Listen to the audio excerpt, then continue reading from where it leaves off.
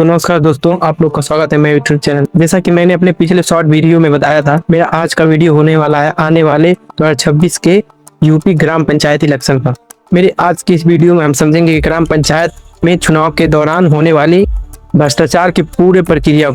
जैसा कि ग्राम पंचायत की प्रधानी चुनाव में लगभग 6 से 7 महीने और बचे हुए हैं। अब हर एक गांव में उम्मीदवार जो होंगे वो अपना अपना दावा मजबूत करने के लिए अपना प्रचार प्रसार करने लगे होंगे।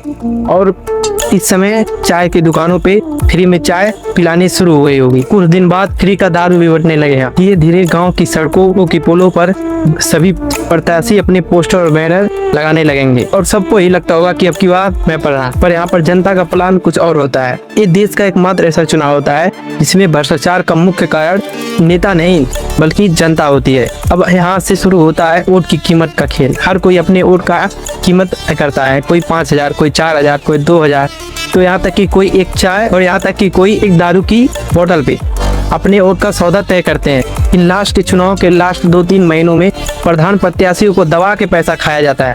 यहाँ पर लोग को वोट देने के बजाय इस बात पे वोट देते हैं कि कौन उनके वोट का ज्यादा पैसा देता है। वोट देने का दूसरा फैक्टर होता है जात।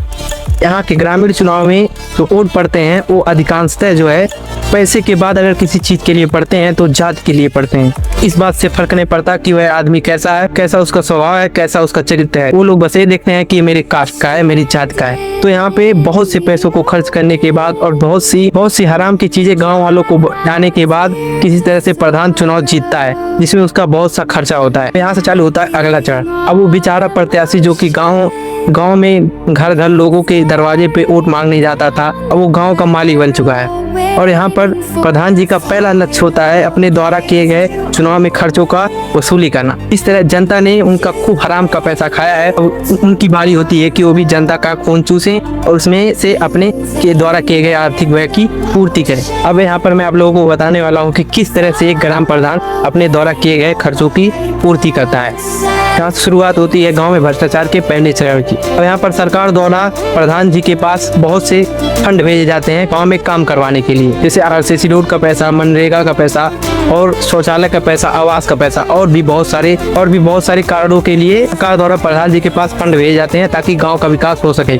पर यहाँ पर सबसे पहले प्रधान जी विकास की व्यवस्था खुद की करते हैं, ना कि ग्राम की, क्योंकि खर्च भी तो उनका हुआ है। गाँव में मान लीजिए आरसीसी रोड का काम हो रहा है तो उसमें जो सीमेंट होगा वो सबसे घटिया क्वालिटी का पड़ेगा और बहुत ही कम मात्रा में पड़ेगा। और वो आरसीसी रोड बन गया है तो मान के चलिए 2 से 3 हफ्ते में ही वो टूटना शुरू हो जाए। यहाँ पर आप लोग समझ सकते हैं कि उस रोड को बनाने में कितनी घटिया क्वालिटी का मटेरियल यूज होता है और किस लेवल का भ्रष्टाचार होता है। अब ऐसे ही कुछ 1-2 घपले करने के बाद प्रधान जी के द्वारा किए गए चुनाव में खर्चों की भरपाई हो जाती है। अब यहाँ पर चालू होता है प्रधान जी के कमाई करने का तरीका। आखिरकार प्रधान जी ने अपना पैसा इन्वेस्ट किया है चुनाव पे तो कमाने का भी तो बनता है। यहाँ पे प्रधान जी जो नरेगा का पैसा होता है अपने जाने पहचाने और करीबी लोगों के खातों में भेज के कुछ पैसा उन लोगों को कमीशन के तौर पे, बाकी पैसा उनसे नगद के रूप में अपने खुद ले लेते हैं उनसे। और जो करीबी आदमी होता है वो भी प्रधान जी को पैसा देने में हिचकिचाता नहीं है, क्योंकि उसको भी हराम का पैसा मिल रहा होता है, थोड़ा ही सही लेकिन बिना मेहनत का पैसा मिल रहा होता है। मान लीजिए प्रधान जी ने उस आदमी के खाते में 5,000 रुपए भेजे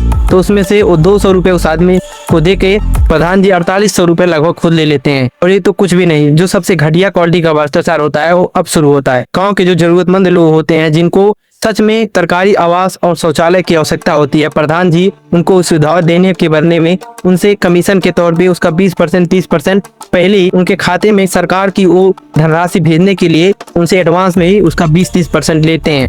वो गरीब आदमी जिसके पास अपना खुद का आवास या शौचालय बनवाने का पैसा नहीं होता है, वो किसी तरह से उनको आधी पैसे आने से पहले ही अब किसी तरह से 20-30 हजार व्यवस्था करके उनको पहले ही दे देता है। और यहाँ पर जो आदमी होता है वो भी कुछ नहीं बोल पाता है, क्योंकि उस आदमी ने 500 पे या फिर 2,000 पे अपना वोट प्रधान जी को दिया होता है। तो किस मुझसे कहेगा कि प्रधान जी हमसे कमीशन के तौर पे पैसा ना लीजिए। और जो लोग पहले प्रधान जी के खिलाफ चुनाव में उठे हुए होते हैं वो सभी अब एक साथ मिलके एक चौराहे पे आपको मिल जाएंगे, क्योंकि वहाँ पे उन लोगों का विरोध सिर्फ चुनाव तक सीमित था, ना कि चुनाव के बाद। प्रधान जी ने चुनाव जीतने से पहले जिस तरह के वादे किए थे कि वो गांव की सड़कें बनवाएंगे, नालियां साफ करवाएंगे, रोड पे लाइटें लगवाएंगी, वो सब वादे अब कमजोर पड़ते नजर आते। गांव की नालियों से लेके, सड़क से लेके, स्ट्रीट लाइट से लेके हर एक फंड जो सरकार के द्वारा गांव के विकास के लिए दिया जाता है प्रधान जी, उसमें घपले भ्रष्टाचार किया जाता है और गांव के विकास को रोकने में कोई भी कसर छोड़ा नहीं जाता है। इन 5 वर्षों में आपका विकास हो या ना हो, आपके गाँव का विकास हो या ना,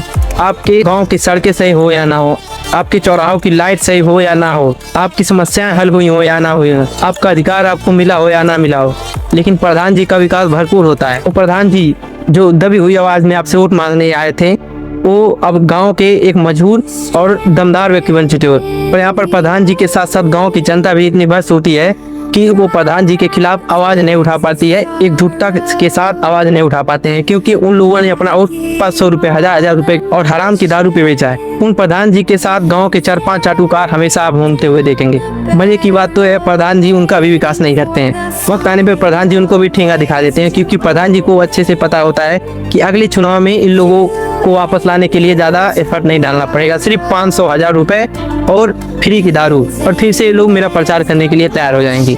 आप लोग सोच सकते हैं यहाँ पे प्रधान जी के करीबियों की, जिन्होंने उनको चुनाव जिताने में बहुत मदद की है, उनका क्या महत्व होता है। प्रधान जी ने चुनाव से पहले जो वादे किए कि मैं गांव की नालियां सही करवा दूंगा, सड़कें सही करवा दूंगा, स्ट्रीट लाइटें सही करवा दूंगा, जरूरतमंदों को आवास दे दूंगा, शौचालय दे दूंगा, आप लोग की समस्या हल कर दूंगा, वो अब बस एक जुमला बन के रह जाता है। अगर गाँव में इस भ्रष्टाचार को अगर एक वाजिब तराजू पे तोला जाए तो इसमें 60% दोस्त उन गाँव वालों का होता है जिन्होंने पैसे खा के और जात के चक्कर में और अपने स्वार्थ और निजी फायदे के लिए प्रधान जी को वोट दिया था। 30% प्रधान जी की जिन्होंने भ्रष्टाचार और गलत तरीकों से अपने कर्तव्यों का निर्वाह किया एक तरह से कहें कि गांव का बेड़ा पार किया, और 10% उन लोगों का जो कि गांव के प्रधान के किए जाने वाले गांव के विकास कार्यों के प्रति विरोध नहीं जता पाए।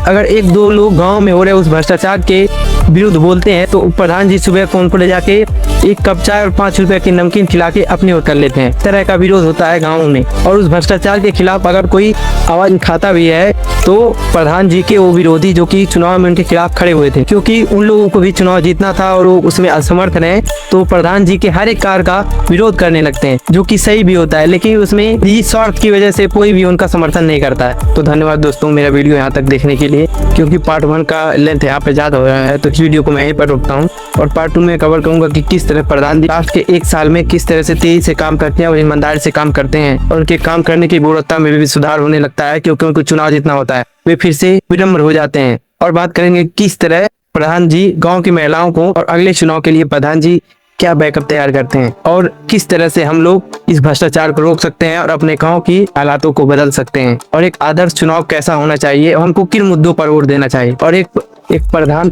पद का प्रत्याशी कैसा होना चाहिए। तो भाई इस वीडियो को बनाने का मेरा एक ही उद्देश्य था, जागरूकता फैलाना, जो कि इसमें पूरा नहीं हो सका है, और अगली वीडियो में पूरा का पूरा कवर करूंगा। तो भाई अगर ये वीडियो देख के मजा आया और अच्छा लगा तो लाइक सब्सक्राइब जरूर करें, अगर अच्छा नहीं लगा तो भी करें, क्योंकि इसको बनाने में मुझे लगा है टाइम। धन्यवाद।